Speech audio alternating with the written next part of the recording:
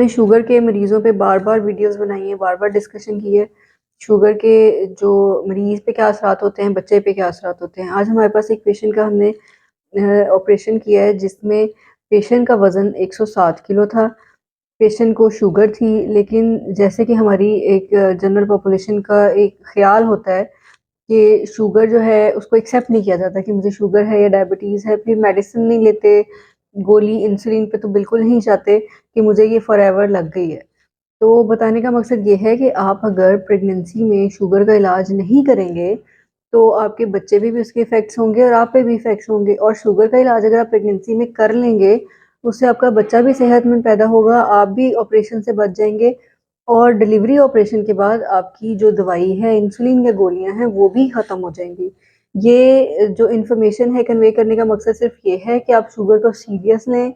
उसका प्रेगनेंसी में इलाज करें ताकि एक सेहतमंद बच्चा पैदा हो और बाद में उसका अपना जो है दोबारा टेस्ट कराएँ और 90% ऑफ केसेस में अगर आपने अच्छा कंट्रोल कर लिया है तो आपकी दवाई बाद में ख़त्म हो जाती है और आपको इंसुलिन या गोली जो भी डॉक्टर देता है वो दोबारा इस्तेमाल नहीं करनी पड़ती।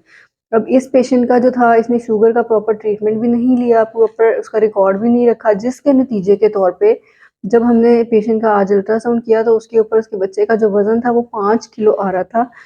उसके बाद 5 किलो वाला जो बच्चा है उसकी नॉर्मल डिलीवरी करना इम्पॉसिबल होता है, क्योंकि अगर हम उसका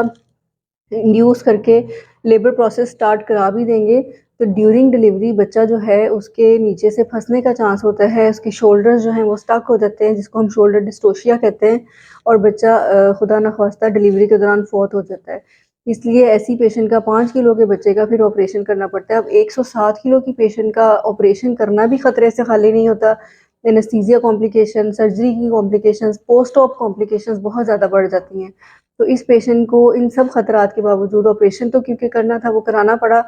और अब ये बच्चा हम आपको वीडियो में दिखा रहे हैं जिसका अपना वज़न 5 किलो है, जो बच्चा अब नर्सरी में है, ऑक्सीजन पे है,